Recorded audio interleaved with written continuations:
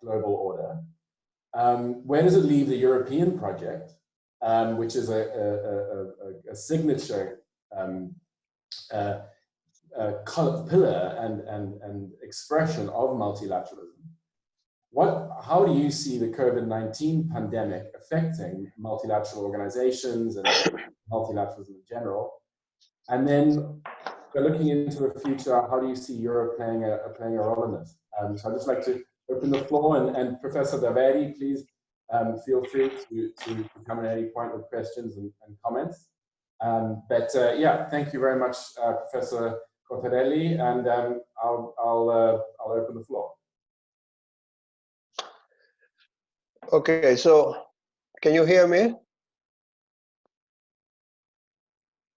Can you hear me, or am I still muted?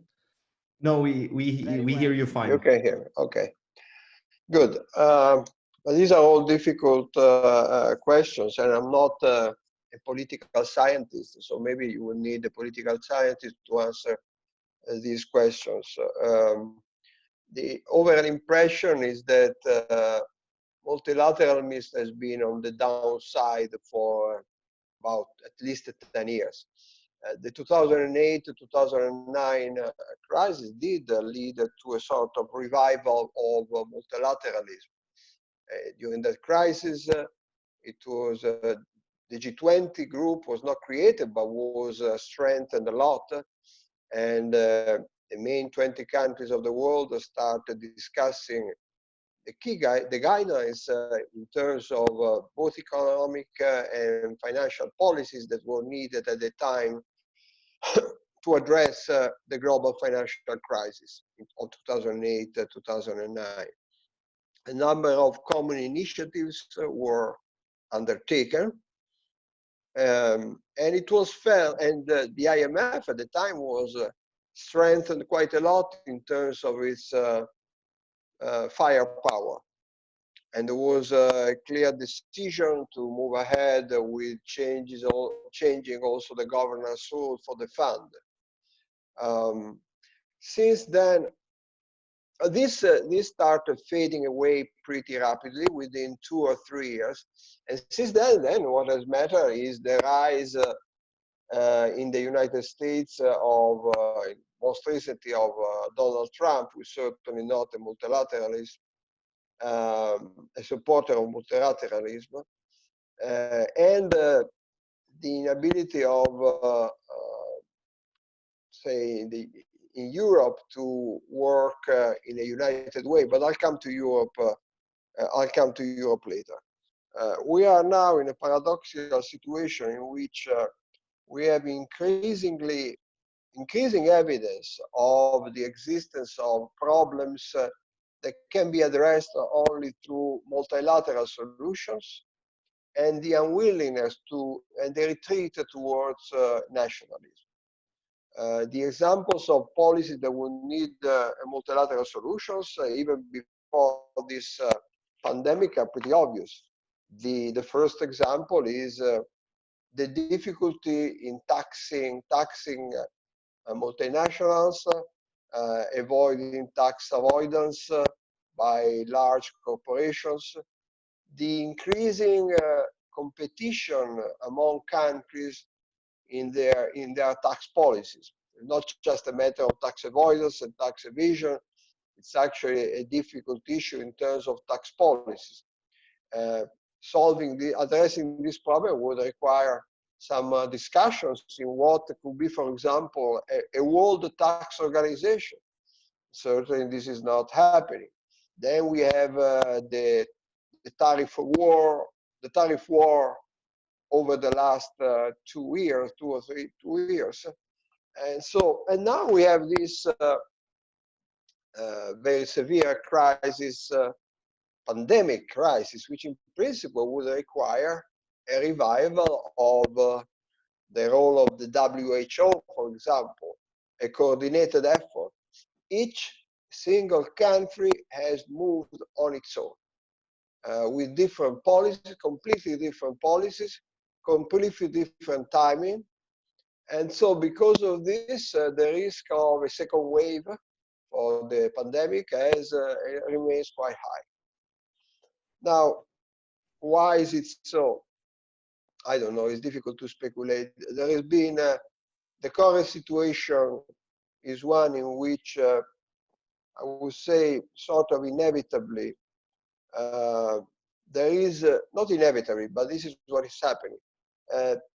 People and political forces are confusing globalization with the multilateralism. And so because there is a sort of a retreat from globalization, which indeed, happen too rapidly, with severe economic consequences for example, income distribution. Because of this, there is, instead of trying to find a multilateral solution, a global solution to the management of a global problem, which is multilateralism, there is clearly a retreat away from multilateralism. It's amazing how little these days are talking about the IMF or even the World Bank, when or even the WHO, the World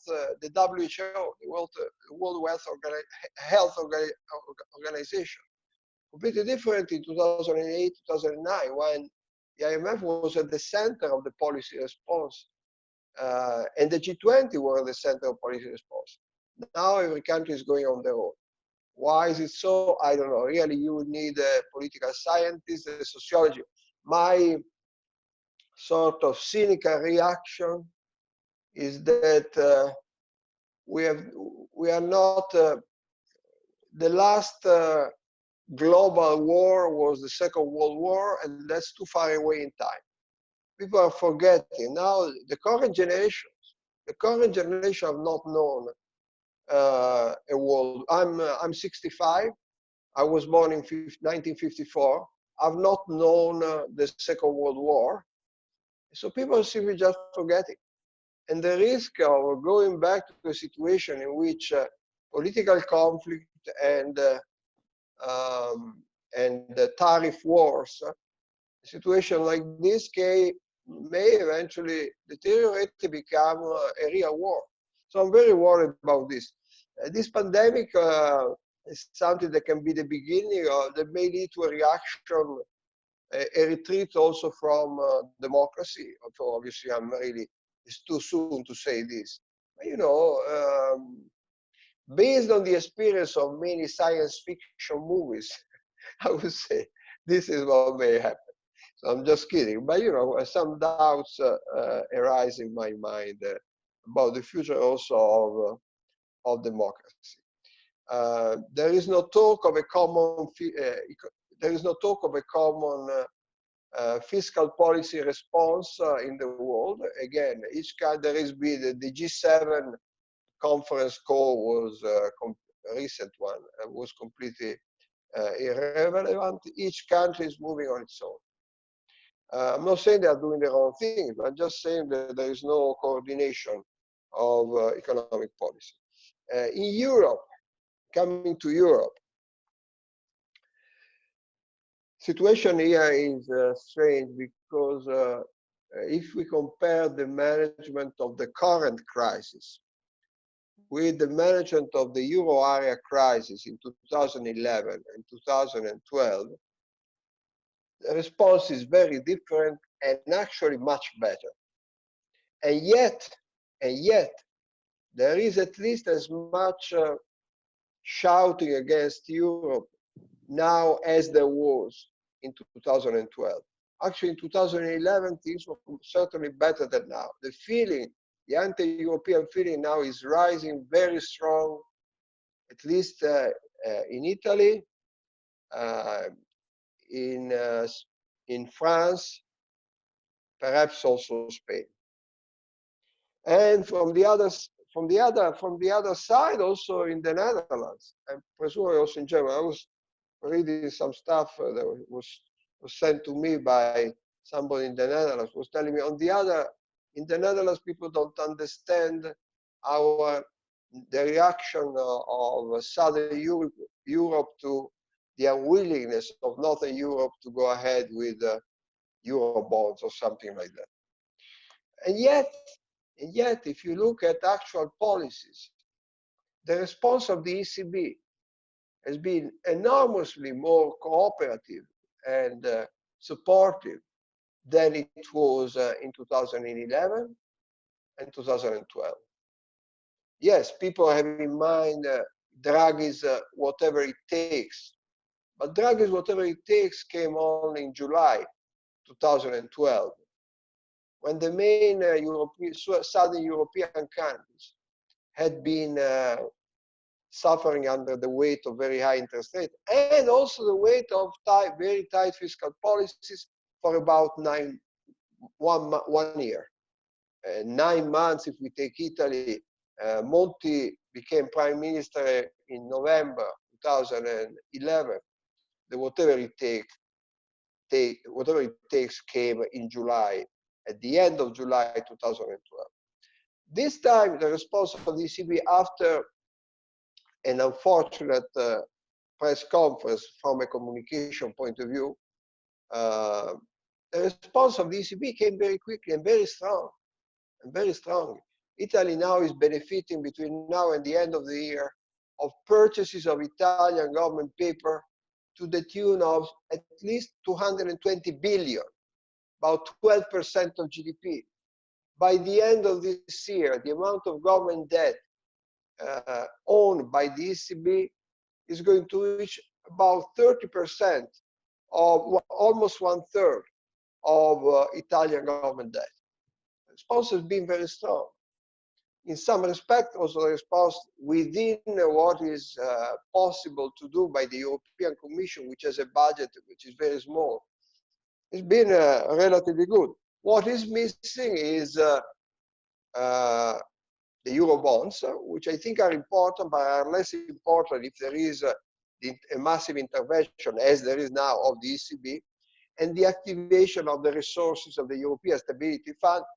And there is one has to recognize that the Southern European countries were willing to go ahead with any form of conditionality, even a very mild conditionality, even a pro forma conditionality was considered to be unexpected. So within Europe, clearly, I'm afraid that the multilateralism is being weakened significantly. I don't know for how long. And I would expect that the retreat away from multilateralism will give strength to the so-called sovereignist movements within the euro area. On both sides, I'm not talking only in Southern Europe, but also in Northern Europe. So I think that the situation from the point of view of multilateralism is not particularly good, but you never know. We are still better in the situation that my father was when he had to fight during the Second World War. We can say that is reassuring for the moment.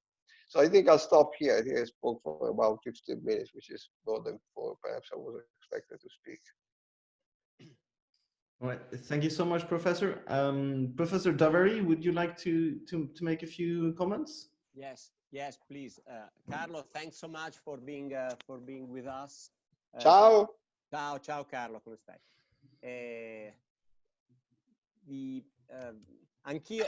I'm not an expert of multilateralism myself, so therefore we are not political scientists, we are economists, so obviously I guess we tend to have a view which can go up to a certain point and not beyond that. I think an interesting question is why not a common response, and why? Because that's in the end what to the current coronavirus crisis. Although indeed the multilateralism crisis was there even before, because for many people the WTO essentially has been dead for a while. So perhaps a more general question is, do we really need a multilateralist world? That's the question. And the multilateralism that we had before was a very imperfect multilateralism.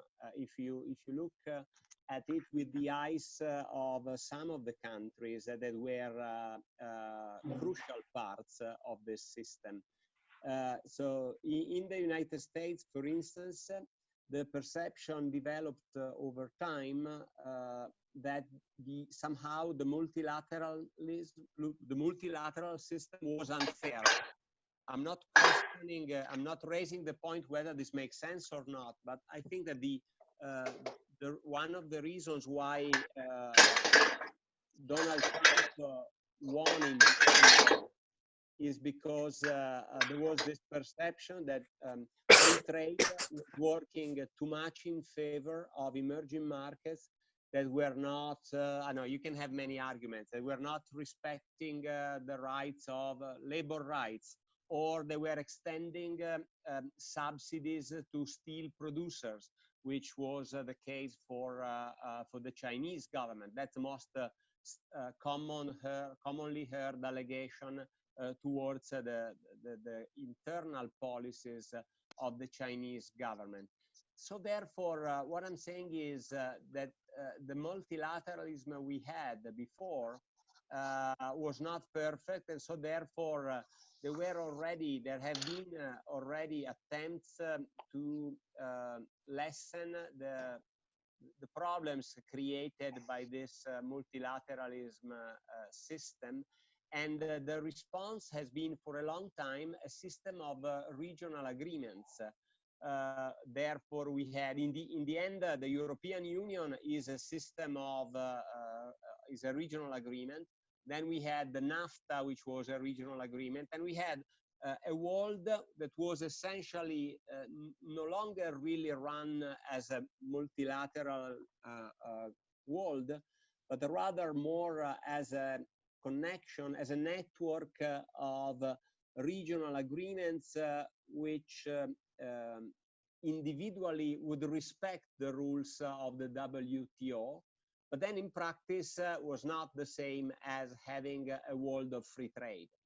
So the question is whether the current situation is a situation in which we are moving away from the previous equilibrium that we had before, in which there were regional free trade agreements, which were considered to be a proxy for multilateralism.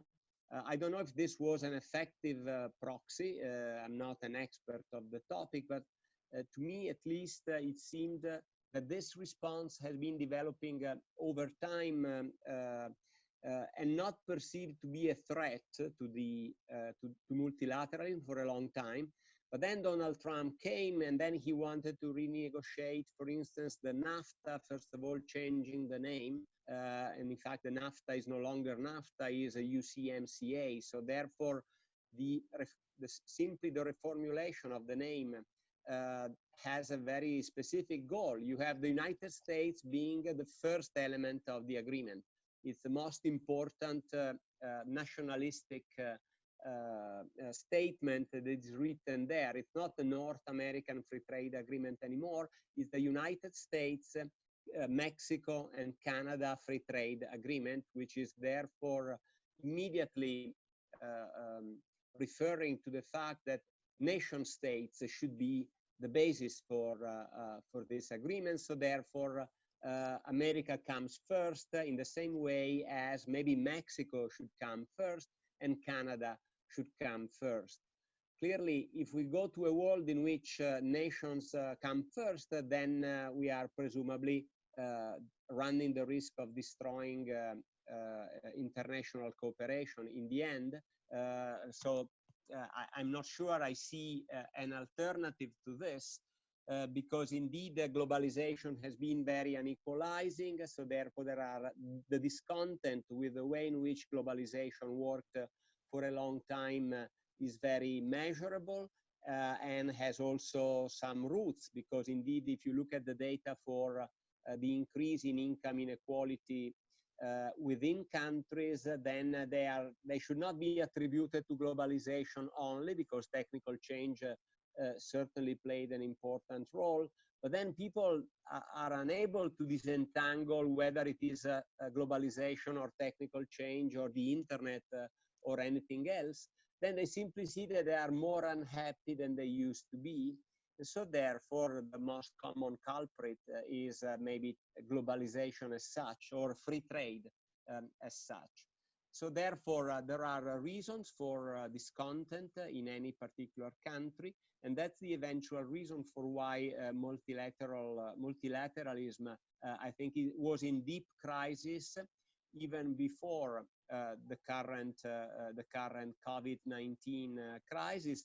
Now we would need more cooperation. We would need more multilateral agreements across countries, as Carlo was rightly mentioning before. But then in practice, it seems to be a bad time to go back to something like this. So therefore, what we have, I think, in the best of the cases is that the regional agreements at least resist as such as perhaps potentially useful ways of negotiating with each other. So it's perhaps easier to run a world economy when you have to negotiate between the European Union and the United States and China, or maybe an Asian free trade agreement, rather than having to negotiate individual agreements, such as the thing that the UK should be doing when going alone. After the Brexit, then you have to strike N-1 trade agreements with everybody else. So to come to a conclusion from my very disorderly thoughts, certainly we live in a world in which there are reasons not to have multilateralism anymore, because national interests have become prominent, partly for good reasons, because globalization has been very unequalizing, and then people didn't feel protected in a multilateral system. So therefore, there was a supply of politicians somehow coming over and supplying protection, the protection that people wanted to have. The question is whether this is improving things or not. I think it will be worsening things, but then I'm not majoritarian for sure. And so therefore, I wonder whether the alternative of having strong entities like the European Union negotiate with other big entities like the United States, China, or East Asian countries, or India and Russia, is at least something that will be perceived as a useful thing. I hope so, although I'm not entirely sure that this will be perceived to be the case by most of the Western voters, for instance. So therefore, I'm not very optimistic about this.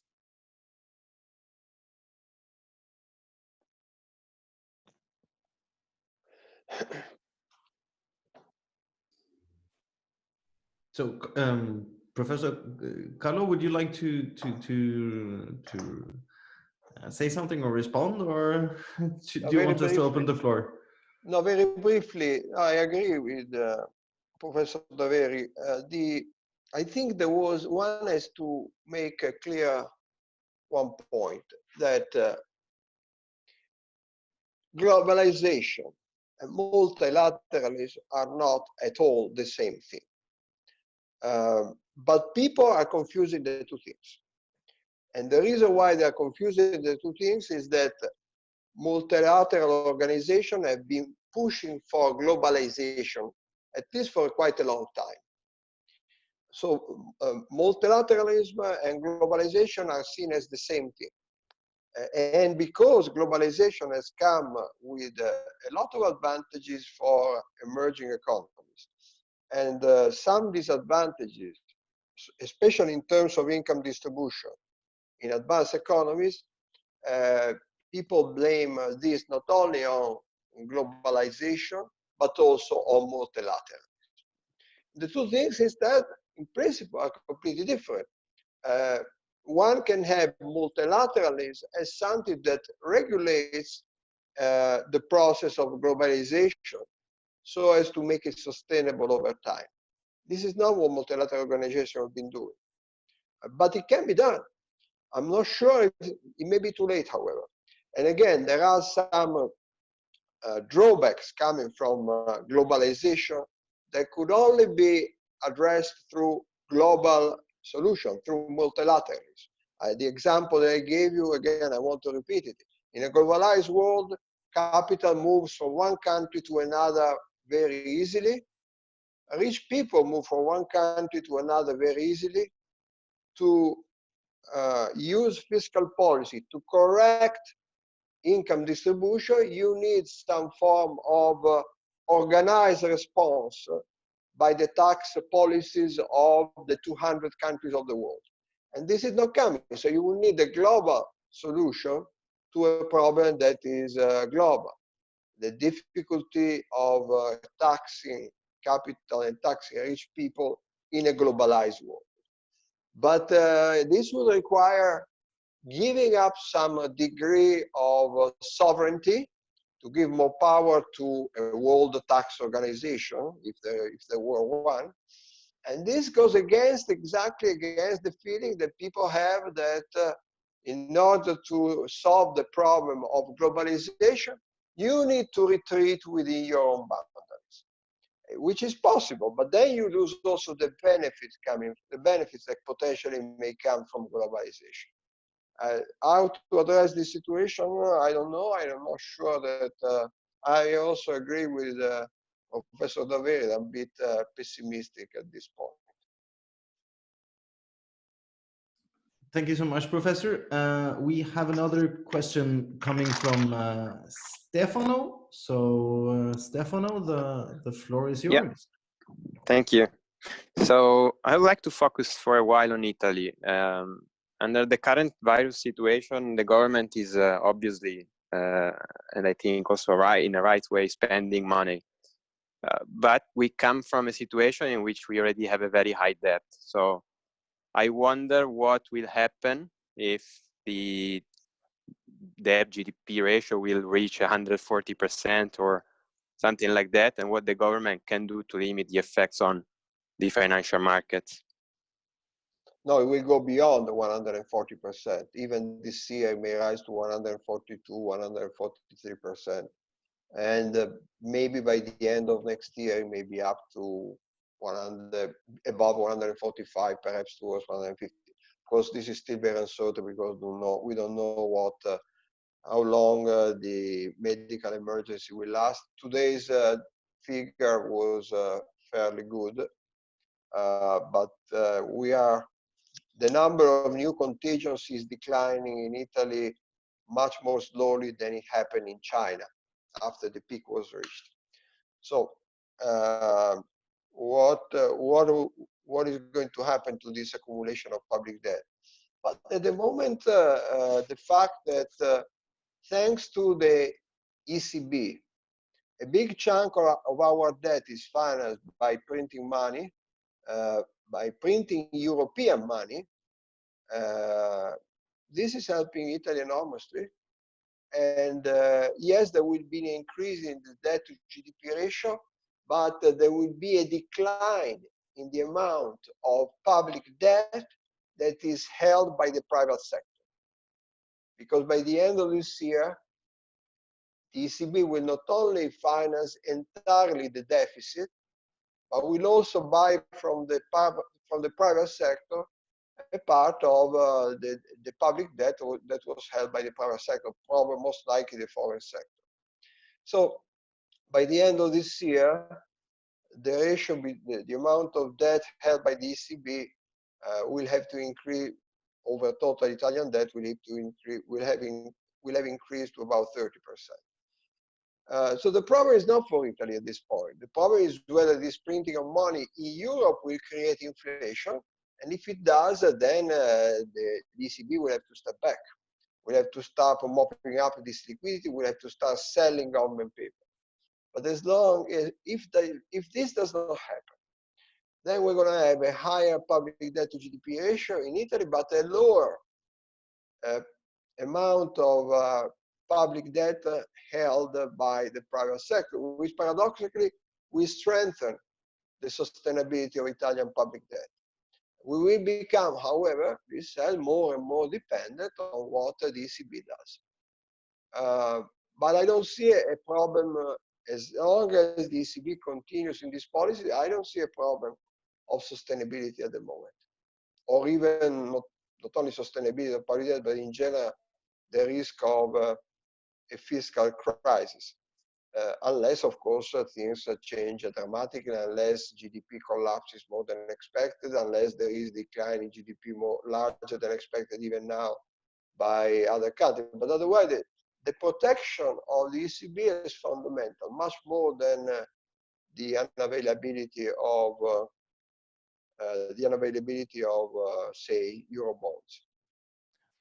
Thank you so much, Professor. The next question is from Oscar Teja, so hopefully his connection is a bit better.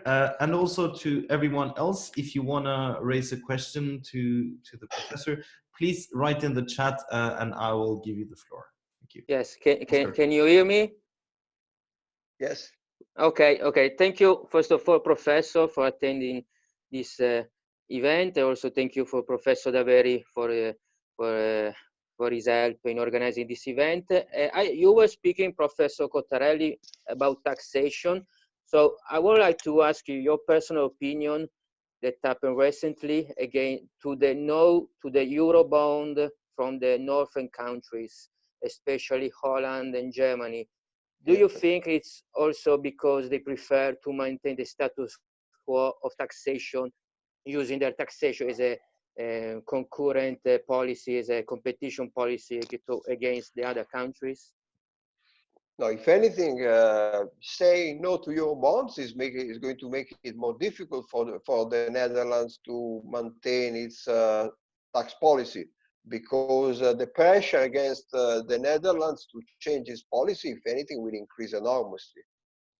From that point of view, it will be in the best interest of the Netherlands to say yes to the Eurobonds, so that other countries would not bother the Netherlands too much regarding its tax policy. Maybe at the end there could be a quid pro quo from that point of view, so the Netherlands would not object the Eurobonds if other countries stop pressing the Netherlands or the European Union for a more organized or harmonized approach to fiscal policy. The reasons why Germany, it's not only the Netherlands, it's actually also Germany, is opposing strongly the Eurobonds. I think it's political, is related to domestic politics. Eurobonds, the very name of Eurobonds has become a synonymous for debt mutualization in Europe. Because that's the way the Eurobonds were presented 10 years ago. That's what people wanted to have, a mutualization of public debt. This is not Eurobonds. The current Eurobonds are expected to do. They're not supposed to mutualize public debt. And Gentiloni today, in a press in a TV interview, made this very clear. We're not talking about demutualization. We're talking about new spending to be undertaken commonly, perhaps. But for the public opinion in Germany, Eurobonds are synonymous with debt mutualization. So one needs to break this because the idea that the Germans take over our debt, if anything, paradoxically, the mutualization is happening through the ECB. Because the ECB is a common institution and it's buying Italian government paper. But because, and perhaps these people are also complaining in Germany about the ECB, and certainly that makes it even more difficult to have a security issuance of Eurobonds. I think that's the main problem. It's a problem of perceptions, but perceptions are very important. So one has to come out with the same applies for us in our sort of strongly adverse reaction to the use of the European stability mechanism. That is also seen for political reasons in Italy as something that could never happen. So perceptions are extremely important when you deal with politics and relations among sovereign countries. And so I think that if we want to move ahead with the Euro bonds, first we need to change the name. We need to call them something else, and Corona bonds has so far not worked either. The second, we need to reassure Northern Europe about two things. First, that this is going to be a one-off event that is not going to change the rules of the game in Europe, in the Euro area. This is an extraordinary event. It requires an extraordinary response and a one-off issuance of a debt instrument that is going to have some name. We are not trying to change surreptitiously through this the working of the European Union to create, for example, a central fiscal capacity. That may be good, may be a good thing, but we are now talking about something else. This would reassure, I think, Germany. The other thing that I believe will be important is to accept one principle, namely that if the money is borrowed together we decide how to spend the money. So the money will be, how to spend the money will not be decided by the individual states, but will have to be decided commonly, because that's money that has been borrowed together with a guarantee provided by everyone. I think one has to work on solutions going in that direction. Very interesting. Thank you so much.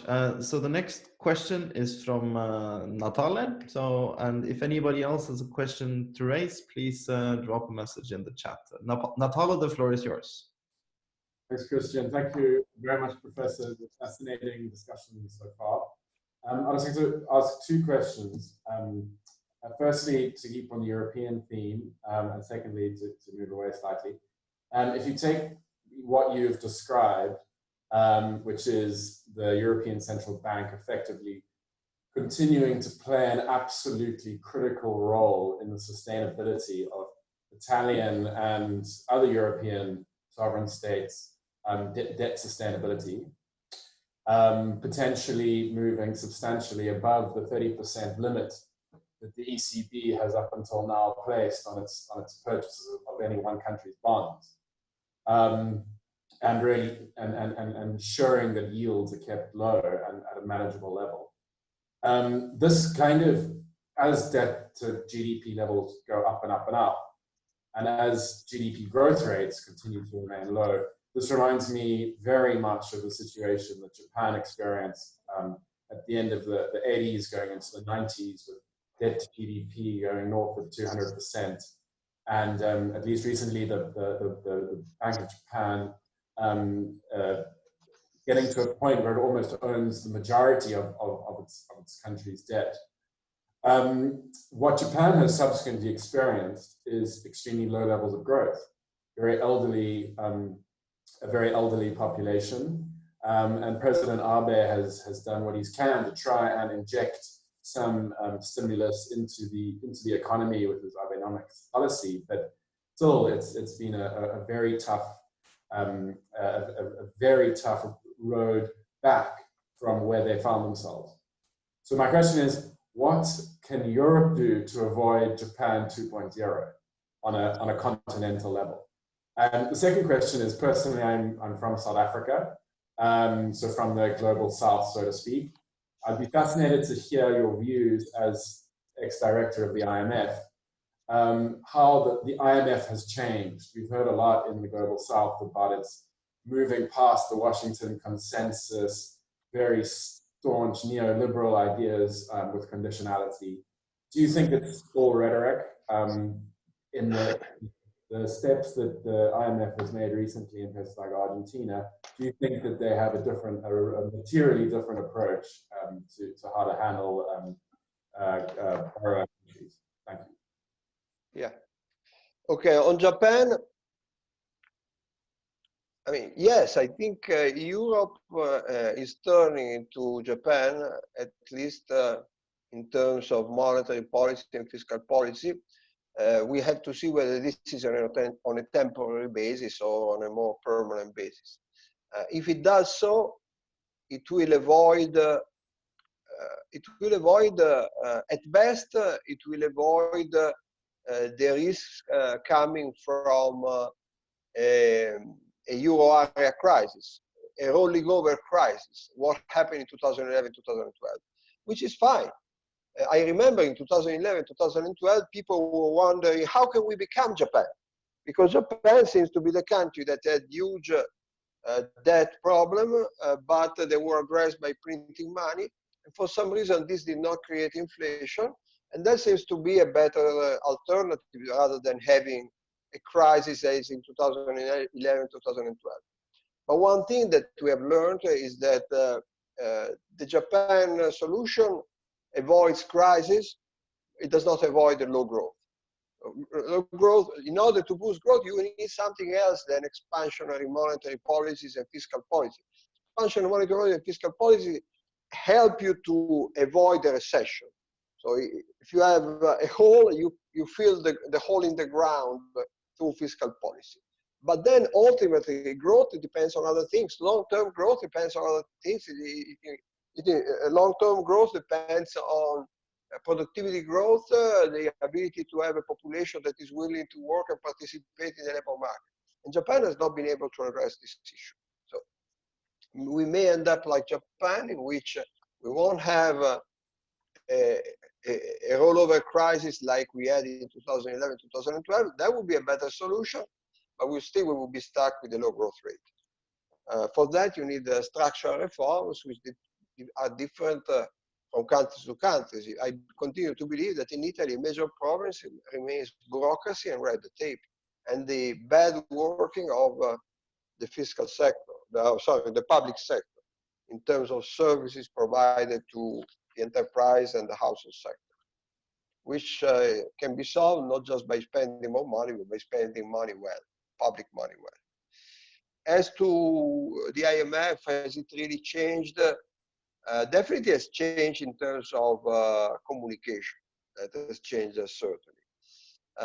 And probably it has also changed somewhat in terms of fiscal policies. Certainly there is much more attention in the past.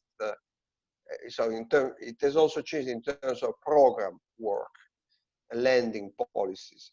In the design of conditionality, there is no doubt that there is more attention to preserving spending for healthcare and public sector education. But the bottom line remains the same. If a country does not have enough money, either you provide that money for free or the country will have to run to adjust. And from that point of view, the IMF has not changed very much, but I'm not sure that it's possible to change unless the donors become much more generous and decide, instead of lending the money, to give the money for free for larger amounts. Otherwise, I don't think it's. I think some adjustment has been made, but there is only so much you can do against the reality that comes from the budget constraint. Thank you so much.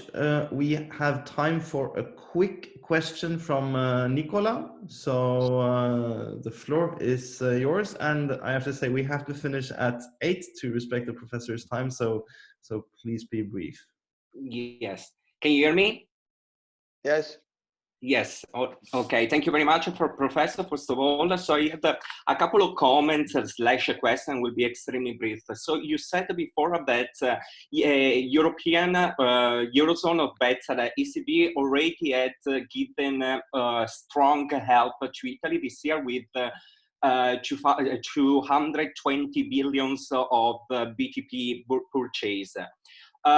So I do agree that this is a big help, but a recent analysis by the IMF shown that among those the most hit countries by coronavirus, Italy is the one that spent the less in terms of fiscal stimulus. So what do you think we should do because I don't think this is enough to overcome this crisis.